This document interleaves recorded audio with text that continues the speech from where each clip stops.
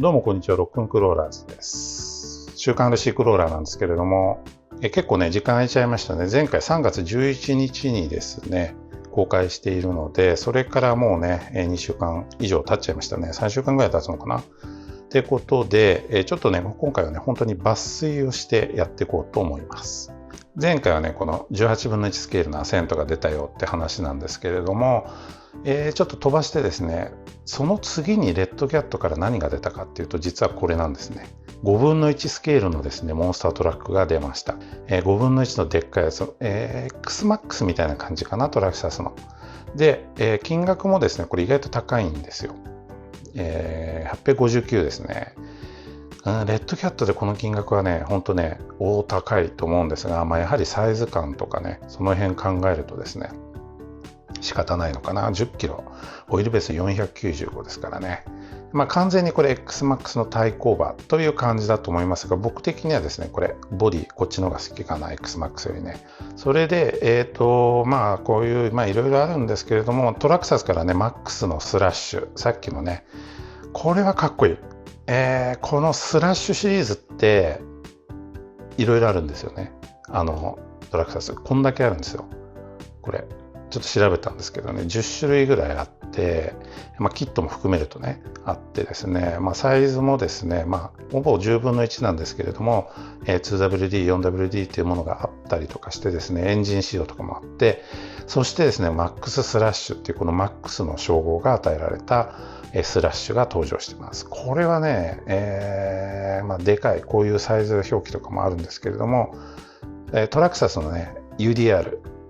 よりちょっとちっちゃいぐらい。でもほぼほぼ同じなんじゃないかな。XMAX よりはちっちゃいけれどもって感じ。MAX よりは大きいって感じね。ちょっとね、これ遊んでみたいな。このグラフィック好きですね。この横のね、このホイールアーチのね、この隙間とかもかっこいいしね。すごいいいですね。しかもね、値段が安い。699ドル95。もうこれ確実でしょ、トラクサスですから。正直やっぱさっきのレッドキャットは強度とかにちょっと不安がありますけれども、トラクサスはねもうバッチリだと思うので、これはね遊んでみたいですね。そしてね、ノーブル NB4 プラスっていうのが出ましたっていう、話をしました。でこれは僕が使っているフライス会社、中国のねプロポメーカーですけれども、そこの NB4 ノーブルの次期バージョンですね。もう初代の NB4 は廃盤になっています。だから実質ですね、マイナーアップデートみたいな感じで、ほんとちょっとしたアップデートですね。USB-C になってるとかね、ほんとそういう感じ。ディスプレイのね、輝度が上がって UI がちょっと変わりましたとか、ホイールの部分のね、デザイン変わりましたと。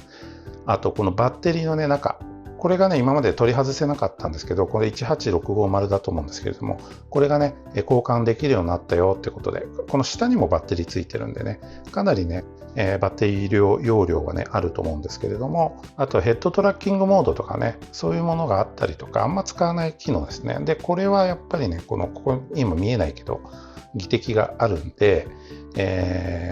ぶっちゃけ個人輸入で、こういう輸入品買ってもね、大丈夫だと思います。ちょっとその辺の責任は負えませんが、僕はそうやって買って大丈夫だったんで、初代のね NB4 は使っています。でプロポネタもう1個なんですけれども、レディオリンクのね RC8X、8ちゃんのね、これ僕今メインで使ってます。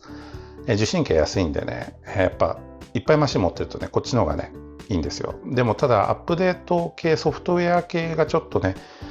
不具合が出たっていう投稿をですね、海外のね FB のグループかなんかで見たんでアップグレードしたんですけど、ちょっとうまくいかなくてダウングレードしたらね、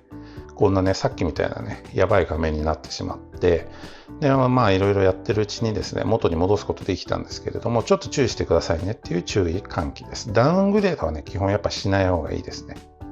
パソコンとかもねそうですけれども、 MN モデルの LC79、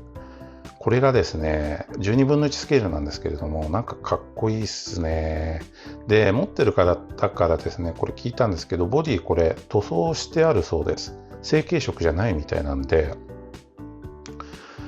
結構なんか素材としていいなと思いました。もちろんこれをねカスタムして走るようにするのもいいんですけども、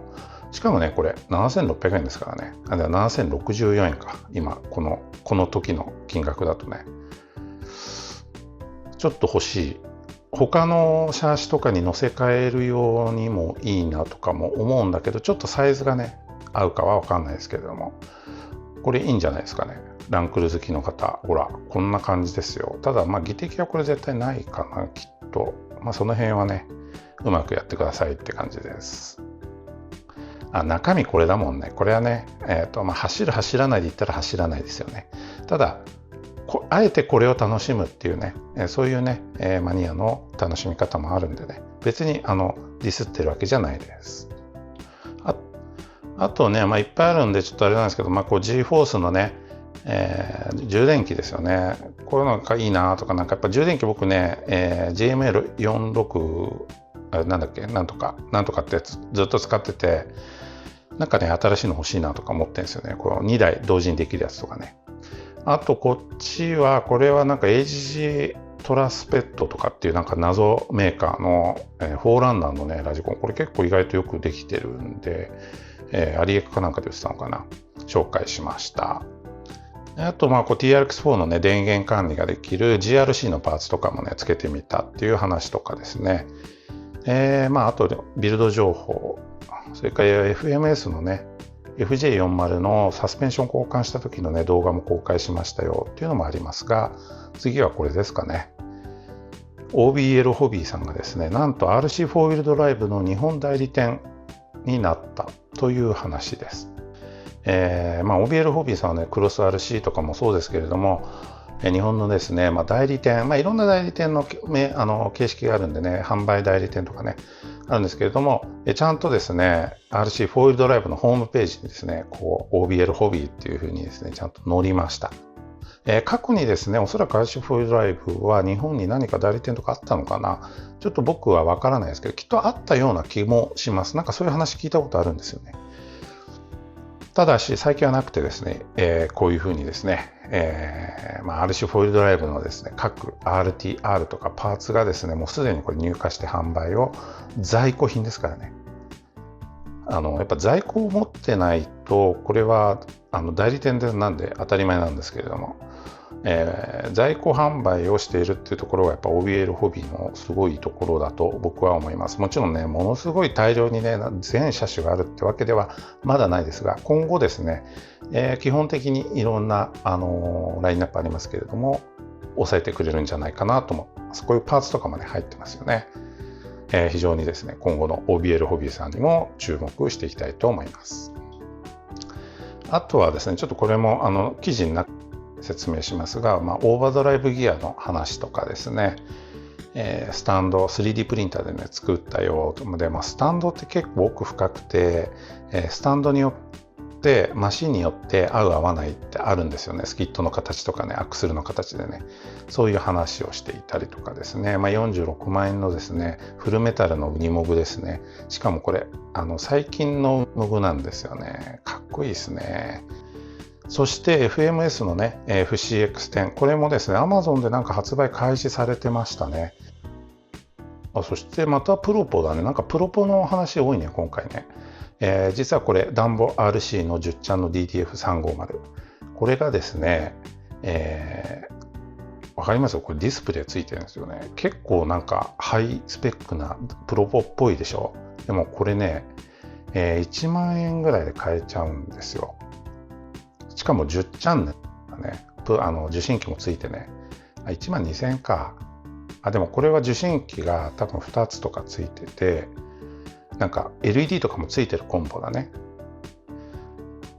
これがですね、実はね、この記事では書いてないんですけれども、実はこの OBL ホビーがこのダンボ RC のですね、代理店をまたやることになったというニュースがこの間ツイッターで見ました。で、ダンボ RC っていうのはレディオリンクの子会社です。レディオリンクはどっちかっていうとホビー系のハイスペックプロポを作るメーカーなんですけれども、子会社であるダンボ RC はですね、 RTR にバンドルするような、そういう少しねコストパフォーマンスのいい、プロポを製造するメーカーだったんですけれども、この DDF350、この辺からですね、ちょっとですね、またハイスペック傾向になってきてるのかな。でも値段が安いということでですね、非常に僕は注目しております。これ技的が多分取れると思うんですよ。っていうのはダンボ RC の、プロポって他の製品全部技的取ってあるんで、これも多分おそらく申請中なんじゃないかな。これはですね、いいと思います。受信機もね、安いですしね。10ちゃんで、しかもこれね、確かね、LED コントローラーとかも付けられるようになったんですよね。別に必要なくて。これはね、ちょっと注目してます、今後。そしてですね、レッドキャットアセントフュージョンクローラー。これが出ましたね。意外と予想してなかったマシンが出ましたね。アセントってだって、もう、ここ T 抜けてるね。T 抜けてた。まあいいや。このアセントってもう出てたんで、まさかこれがね、アップグレードバージョンが出るとは思ってなかったんですけれども、今回はですね、おそらく初代のアセント、去年の11月ぐらいに出たのかな、10月かな。それでいろいろ改良点が反映されたものですね。VRD とかも意識してるんでしょうけれども、レールがカーボンになっていたりとかですね。そしてなんとですね、これ、モーターがですね、この普通の550じゃなくてですね、フュージョンっていうですね、ブラッシュレスですね。これですよね。こういうやつ。ブラッシュレスが追加されています。これね、単体で買うとね、これなんか Amazon だと高いけど、1万円ぐらいで買えるんですね。っていうか1万円もするんですよ。ESC とモーター一体型のやつ。それにアップグレードされていたりとか、他にもですね、いろんなブラスパーツがね、ついていたりとかですね、サーボもこれ意外といいもんですよね。そういうものが今、いろいろついてですね、ビードロックホイールとかもね、プラ製のですけれどもついて、それでですね、価格が$100上がっただけなんですね。この2台。でこれはなかなか悪くないと思います。アセントと、スタンスっていうのが今のね、RTR、LCG-RTR の中ではこの2台がね、しか今はないんですけれども、なんかいいですよね。今後 RTR のね、LCG もっと出てくれたらもっと盛り上がるんじゃないでしょうかという感じです。そしてですね、これ ESC なんですけど、AM32 の ESC の、最強と言われるですね、もの、サイレントアサシン、沈黙の暗殺者とでも言うんでしょうか。そういう ESC がですね、実は話題になっているという情報を知りですね、記事にしました。これ G スピードで売ってるんですけれども、実はこれ別に G スピードが作っているものではなくて、とあるですね、Facebook のグループとか、このゼログラビティ RC っていうですね、無重力 RC っていう、FB があるんですね、Facebook のグループ、チームとでも言うのかな。そこのね、ジョシュ・ニューマンさん方がどうもですね、自分で、プログラムをですね、M32 を書き換えてですね、最適化した ESC、これを販売している。なかなか入手性もよろしくないみたいで、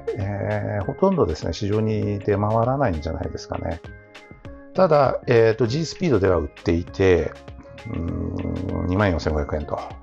めちゃくちゃ高いです。どんなに違うのかっていうのはちょっと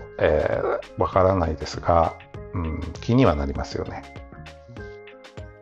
ということでですね、他にも記事あるんですけれども、JCON からね、モーターが出ましたよとかですね、SCX24 のラインナップ調べましたとか、アクセル見比べてみましたよとかですね、ミニ四駆超速グランプリ終了しました。これは僕がですね、ラジコンを始めるきっかけになったゲームですね。スマホのゲームですね。これがなかったら僕多分ラジコンやってなかったんです。マジで。そういう内容の記事とかですね。ポータルのね、コンバージョンキット出ましたよとかね。これはちょっと欲しいかな。気になりますね、これはね。そしてですね、これ今週の最後にしようかな。ダートオーバル RC ですね。実はちょっと今、このダートオーバルっていうですね、ジャンル、ラジコンカテゴリーね、もちろん実写のカテゴリーなんですけれども、しかもそのスプリントカーのダートオーバルですね、これにですね、僕ちょっと興味がありまして調べているところです。クローラ以外のね、ラジコン何かやっぱりやりたいなと思っているんですが、なかなか興味をそそられるものがなくてですね、ありましたというのがこれですね、ダートオーバル。やっぱりスケールですよね。僕やっぱり基本的にスケール系じゃないとやる気が起きないんです。でも、このスケール系のこのダートオーバルスプリント、これはねちょっとね面白い。日本でもなんかねやってる方いるみたいなんですよね。ここほら、これスプリント。こっちはねスプリントじゃない普通の、デザートトラックとかですけど、これやってる方いるんですよね。